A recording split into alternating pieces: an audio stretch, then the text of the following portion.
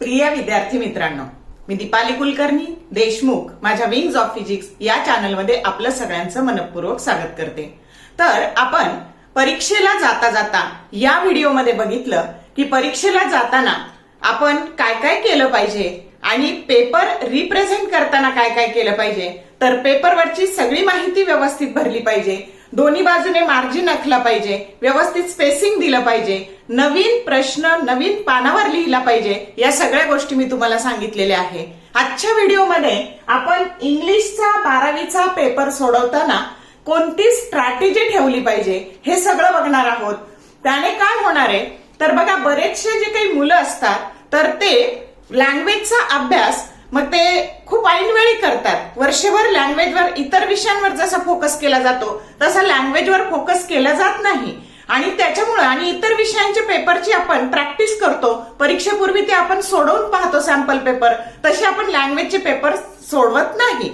मग त्यामुळे काय होतं की बऱ्याच हुशार मुलांचे अशी गंमत होते की त्यांना येत खूप असतं पण त्यांना वेळ पुरत नाही। आणि म्हणून मग आपण करायचं काय असतं तर पेपरच्या आधी 2-3 दिवसच आपण याचा अभ्यास करतो, तर त्यावेळेस आपण हार्डवर्क करायचं आणि पेपरच्या 3 तासात एकदम स्मार्ट वर्क करायचं, जितका आवश्यक आहे तेवढाच पेपर लिहायचा आणि सक्सेस मिळवायचं। मग हे करण्याकरता जर तुम्हाला मार्गदर्शन मिळालेलं असेल की इथं काय करायचं आहे, वेळ कसा वाचवायचा आहे आणि कमी पेपर लिहून चांगले मार्क्स कसे मिळवायचे आहेत हे जर तुम्हाला माहिती असेल तर तुमचा मार्ग सोपा होणार आहे, तुम्हाला सक्सेस मिळणार आहे।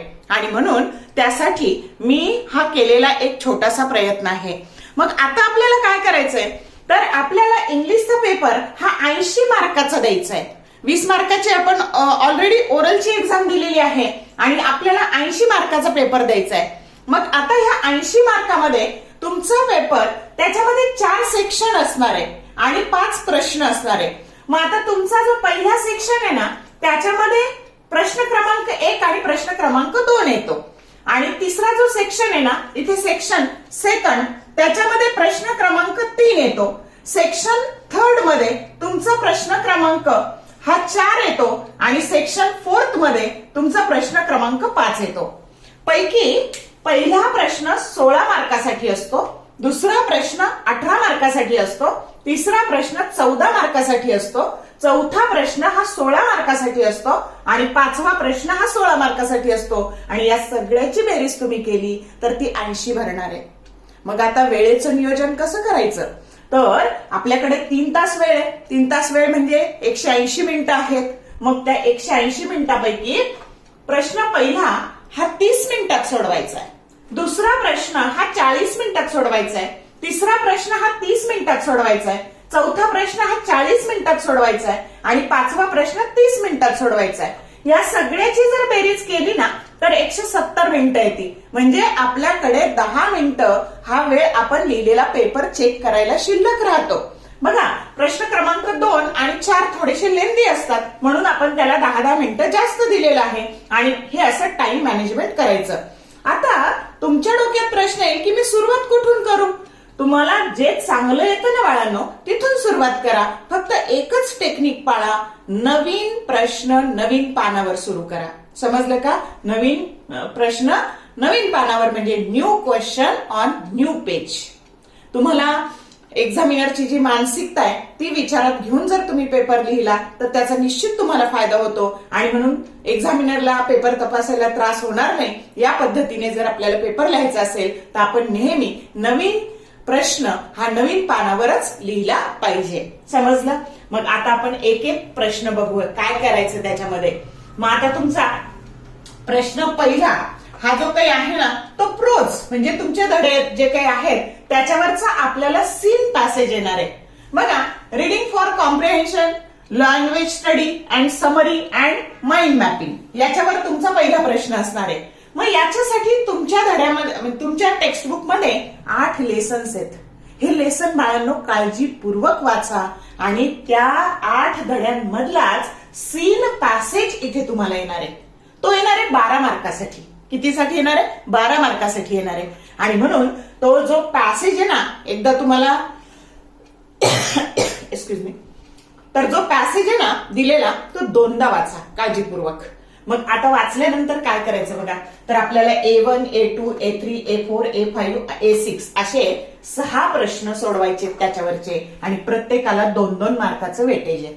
मग आता A1 मध्ये काय येतं बघा, read and rewrite the following sentence and state whether they are true or false. म्हणजे याच्यात दिलेले जे सेंटेन्स आहेत ते ट्रू आहेत की फॉल्स आहेत ते आपल्याला ओळखायचं. मग आपण काय करतो, 1 नंबरच्या सेंटेन्स पुढे लिहितो ट्रू, 2च्या पुढे लिहितो फॉल्स, जे काही असेल ते. तसं नाही करायचं बाळांनो. मी इथं काय केलंय, रिराईट शब्दाला अंडरलाईन केलंय. याचा अर्थ तुम्ही ते वाक्य वाचा, त्याला परत लिहून काढा, त्याला रिराईट परत लिहा आणि मग त्याच्या पुढे ते ट्रू आहे का फॉल्स आहे हे लिहा. समजली महत्वाची गोष्ट, इथं रिराईट आहे म्हणून ते वाक्य परत लिहून काढायचे आपल्याला आणि 4 वाक्यांना तुम्हाला 2 मार्क्स असणार आहेत. आता A2 मध्ये असतं match the incidence given in the column, म्हणजे थोडक्यात जोड्या जुळवायच्या, टेबल फॉर्म करायचा आणि व्यवस्थित 4 ज्या जोड्या आहेत त्या व्यवस्थित जुळवायच्या, त्याला 2 मार्क्स आहे. त्याच्यानंतर A3 मध्ये गिव्ह रिझन्स, इथंही तसंच आहे. त्याच्यानंतर फोकस ऑन दिस. A4 मध्ये असतो पर्सनल रिस्पॉन्स. मग आता हा पर्सनल रिस्पॉन्स आहे ना, तर तो तुम्हाला आता for example student should stay away from crime, write your opinion, तुम्हाला तुमचं मत लिहायचंय. मग आता तुम्ही इथे काहीही लिहिलं ना, पॉझिटिव्ह मत लिहा, निगेटिव्ह मत लिहा, तर त्या मुद्द्याच्या साईडने लिहा, अपोजिट साईडने लिहा, तुम्हाला मार्क्स हे मिळणारच आहेत. आणि म्हणून पर्सनल रिस्पॉन्स कधीच स्किप करायचं नाही, ते तुमचं मत आहे आणि त्यामुळे तुम्ही जे काही लिहिलेलं आहे त्याला मार्क्स हे द्यावेच लागणार आहेत. आणि म्हणून पर्सनल रिस्पॉन्स हा 2 मार्कासाठी आहे. मग किती लिहायचं, खूप नाही लिहायच्या, 7-8-10 ओळी. 2 मार्कासाठी फक्त 4 ते 5 लाईन्स लिहायच्या. खूप लिहिलं म्हणजे खूप मार्क्स पडतात असं काही नाही बाळांनो. 2 मार्कासाठी म्हणजे 4 ते 5 लाईन सफिशियंट झाल्या. आणि म्हणून तुम्ही इथं पर्सनल रिस्पॉन्स कधीही स्किप करायचा नाही. त्यानंतर A5 मध्ये डू ऍज डायरेक्टेड, सांगितल्याप्रमाणे कृती करायची. A6 मध्ये find out the words from the passage which means, म्हणजे त्या शब्दांना कधी कधी सिनोनेम्स विचारतात, कधी कधी अँटोनेम्स विचारतात. तर या पद्धतीने A6 याला 2 मार्क, असे प्रत्येकी हे झाले 12 मार्क्स. आता बी मध्ये B1 मध्ये 3 आकडे असतात. बी मध्ये लँग्वेज स्टडी असतो आणि 1, 2, 3 असे आकडे असतात. आणि B2 मध्ये स्पॉट दी एरर 1 मार्कासाठी, शक्यतो तिथे टेन्स मधली मिस्टेक तुम्हाला करेक्ट करायची असते. आणि म्हणून हे बी 4 मार्काला, असे मिळून हे 12 आणि 4 A सेक्शनला 16 मार्क्स झाले. आणि याच्यामध्ये हायलाइट करण्यासारख्या या सेक्शन मध्ये 2च गोष्टी आहेत. काय आहे, तर इथं रिराईट करायचे आणि पर्सनल रिस्पॉन्स स्किप करायचा नाही. आणि जे तुमचे 8 लेसन्स आहेत टेक्स्ट बुक मधले ते सगळे काळजीपूर्वक वाचायचे. अजून हातात वेळ आहे, तुम्ही अजूनही इंग्लिशचा अभ्यास चांगला केला आणि ह्या स्ट्रॅटेजीने पेपर लिहिला तर तुम्हाला निश्चित चांगले मार्क्स मिळणार आहेत. ओके. आता प्रश्न दुसरा, हा सुद्धा प्रोजवरच असणार आहे आणि याच्यामध्ये मात्र आपल्याला अनसीन पॅसेज येणार आहे. त्याच्यानंतर प्रश्न तिसरा हा पोएट्रीवर असणार आहे, चौथा रायटिंग स्किलवर असणार आहे आणि प्रश्न 5वा नोवेलवर असणार आहे. आणि म्हणून आता हा जो प्रश्न क्रमांक 2 आहे तर तो 18 मार्कासाठी आहे आणि याच्यामध्ये ABC असे 3 आपल्याला भाग पाहिजेत. मग A मध्ये काय आहे, तर read the following extract and complete the activities given below, त्याच्यासाठी 12 मार्क्स आहेत. मग आता पहिल्यांदा काय बघा, तर त्यातले आता हा जो आहे ना हा अनसीन पॅसेज आहे म्हणून त्याला 2दा काळजीपूर्वक वाचायचं आणि त्याचा मॉरल काय आहे, थीम काय आहे हे आधी लक्षात घ्यायचं. मग त्याच्यानंतर म्हणजे त्या उत्तरातून काय सांगण्याचा प्रयत्न केलेला आहे हे आधी आपण समजून घ्यायचं. मग तुम्हाला A1 मध्ये असतं अरेंज दी स्टेटमेंट्स, त्यातले स्टेटमेंट व्यवस्थित अरेंज करायला येतं, त्याच्यासाठी 2 मार्क्स असतात. त्याच्यानंतर गिव्ह रिझन्स, त्याच्यासाठी 2 मार्क्स असतात. त्याच्यानंतर A3च्या प्रश्नासाठी पण 2 मार्क असतात. पण A4 बघा पर्सनल रिस्पॉन्स, परत हे पर्सनल रिस्पॉन्स 4 ते 5 लाईन मध्ये लिहायचा आणि इथे तुम्हाला याचे मार्क शुअर शॉर्ट मिळणार आहेत पर्सनल रिस्पॉन्सचे. त्याच्यानंतर मग ते 2 मार्कासाठी 4 ते 5 ओळी लिहायच्या. A5 मध्ये डू ऍज डायरेक्टेड असतं बघा आणि A6 मध्ये कधी कधी तुमचा जो अनसीन पॅसेज आहे त्यात मधले काही वर्ड दिलेले असतात, त्यांचे अँटोनेम्स कधी विचारतात, कधी सिनोनेम्स विचारतात. अशा प्रकारे A6 मध्ये प्रश्न विचारले जातात, त्यालाही 2 मार्क्स असतात. या सगळ्याची जर बेरीज केली तर वेटेज येतं 12 मार्क, हे A साठी आहे. आता क्वेश्चन 2B मध्ये काय करायचंय बघा. तर वर जो अनसीन पॅसेज होता ना त्याची समरी लिहायची आहे. हे एकदम सोपं आहे का, तर तुम्हाला पॉइंट्स दिले. आता भला मोठा तो अनसीन पॅसेज आहे, त्याची समरी लिहायची, तर दिलेल्या पॉइंट्सच्या आधारे लिहायची आहे. आणि म्हणून तुम्ही ते पॉइंट्स वरून समराईज करायचं. आणि किती लाईन मध्ये करायचं, 5 ते 7 लाईन मध्ये करायचं. आणि बघा त्याला हे एकूण 3 मार्कासाठी आहे, तर त्या ज्या लाईन्स लिहिणार आहे त्याला 2 मार्क आहे. आणि त्या समरीला टायटल द्यायला विसरायचं नाही, त्या टायटलला 1 मार्क आहे. म्हणजे हा सुद्धा फुकटचा मार्क्स आहे. आलं का लक्षात? म्हणूनच मी सांगितलं होतं त्याचं मॉरल काय आहे ते लक्षात घ्या, की जेणेकरून आपल्याला टायटल द्यायला सोपं होईल. म्हणजे ह्या अनसीन पॅसेजचीच आपण समरी लिहायची, तिला टायटल द्यायचंय आणि हे पॉइंट्स वरून लिहायचंय. म्हणजे हा एकदम सोपा प्रश्न आहे, तो आहे 3 मार्काला. मग ए मध्ये 12 मार्क्स होते, आता बी मध्ये 3 मार्क्स आहे. आणि सी माइंड मॅपिंग आहे, त्याला पण 3 मार्क आहे. आणि त्याच्यासाठी एकूण बेरीज झाली बघा, तुमच्या प्रश्न क्रमांक 2 ची बेरीज झाली 18. मग आता माइंड मॅप आता फॉर एक्झाम्पल तुमचा प्रिव्हियस इयर मध्ये आलं होतं माय फेवरेट गोल. मग माइंड मॅप लिहिताना काय करायचं, तर अशी कोर आयडिया घ्यायची आणि त्याच्या मग अशा सब आयडिया. तर या पद्धतीने असा तुम्ही ह्या अशा त्याच्या ब्रांचेस काढायच्या, ही ब्रांच आणि मेन ब्रांच, ही सब ब्रांच, म्हणजे कोर आयडिया आणि सब आयडिया अशा घ्यायच्या. तर तुम्ही हे जे स्ट्रक्चर काढणार आहे बाळांनो, किंवा हे जे प्रेझेंटेशन करणार आहे याच्यासाठी 1 मार्क आहे 3 पैकी. आणि हे जे पॉइंट्स लिहिणार आहे की आता तुमचं फ्युचर गोल आहे, मग तुम्हाला काय व्हायचंय, तुम्हाला डॉक्टर व्हायचंय, इंजिनियर व्हायचंय, PSI व्हायचंय. मग ते झाल्यानंतर तुम्ही सोसायटीसाठी काय करणार आहात, किंवा त्याचा तुमच्या त्या गोल्सचा उपयोग तुमच्या जीवनात तुम्ही काय करणार आहात, तुम्हाला ते कशासाठी ध्येय ठेवलं. तर असे सगळे जे तुम्ही पॉइंट्स लिहिणार आहात याला अजून तुम्ही असे सब पॉइंट्स पण करू शकता, सब कोर अजून करू शकता. आणि त्याला पण 2 मार्क. म्हणजे असे एकूण माइंड मॅपला, म्हणजे हा सुद्धा खूप सोपा प्रश्न आहे आणि त्याच्यामुळे त्याला 3 मार्क्स आहेत. आणि या 3 मार्काचं डिस्ट्रीब्युशन असं असणार आहे. आता आपण पाहूया पोएट्री सेक्शन, क्वेश्चन नंबर 3. आता या 3ऱ्या प्रश्नामध्ये ए आणि बी सेक्शन आहे. तर ए मध्ये काय आहे, तर तुम्हाला तुमच्या टेक्स्टबुक मधल्याच ज्या 8 पोएम आहेत त्यांचा बारीक अभ्यास करायचा आहे, डीपली स्टडी करायचा आहे की त्या पोएमचे पोएट कोण आहे, त्याचं फिगर ऑफ स्पीच काय आहे, हे सगळं केअरफुली करायचं आहे.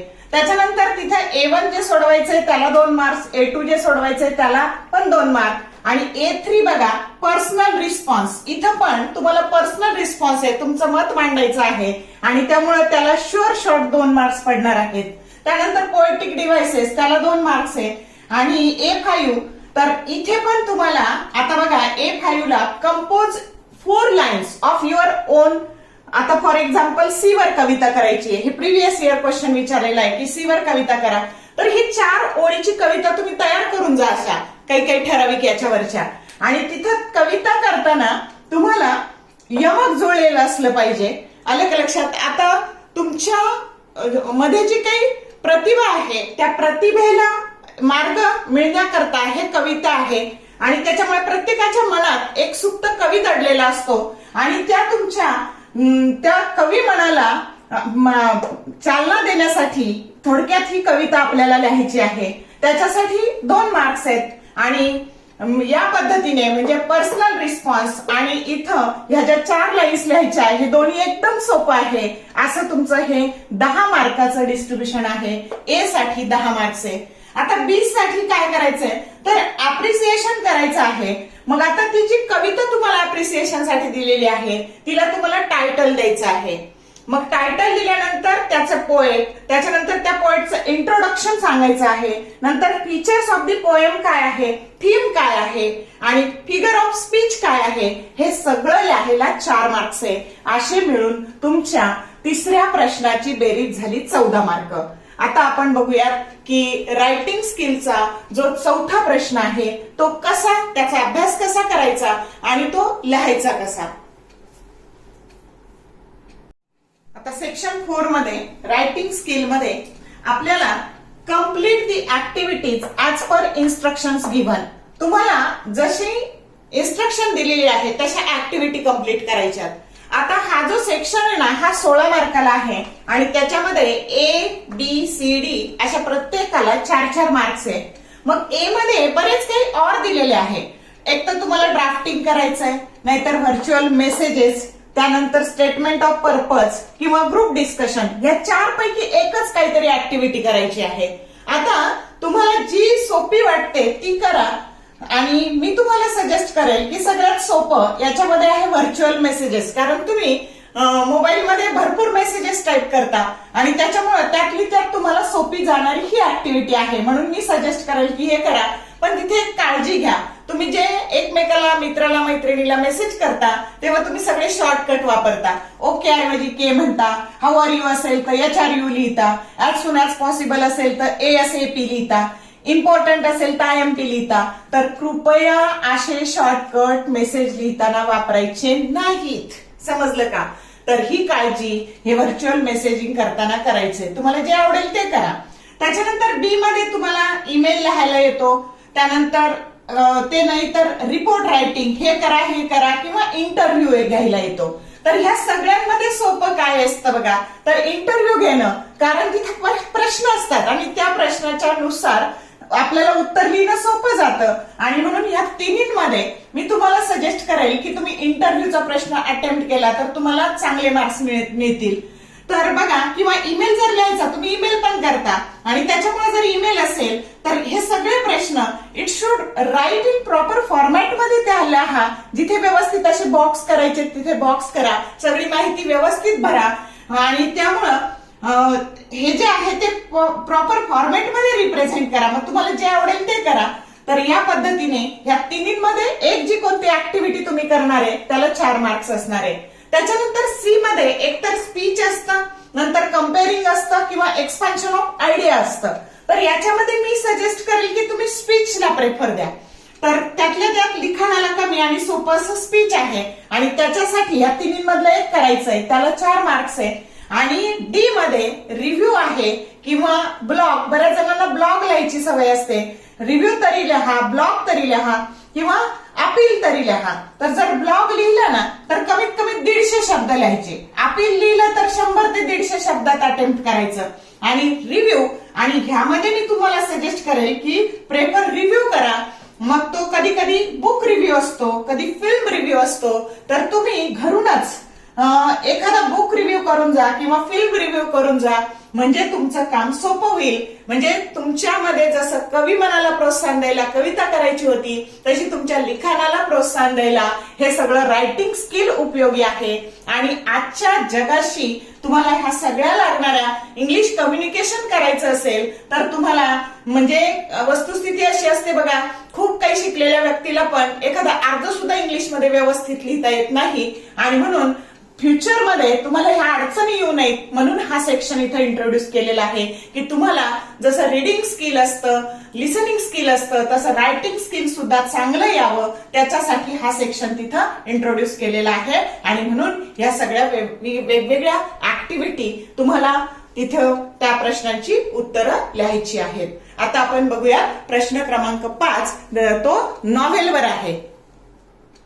आता या 4थ्या सेक्शन मध्ये क्वेश्चन नंबर 5 मध्ये नॉव्हेल्स आहे आणि तुमच्या पुस्तकात ज्या 3 नॉव्हेल्स दिलेल्या आहेत त्याची हिस्ट्री काळजीपूर्वक वाचा.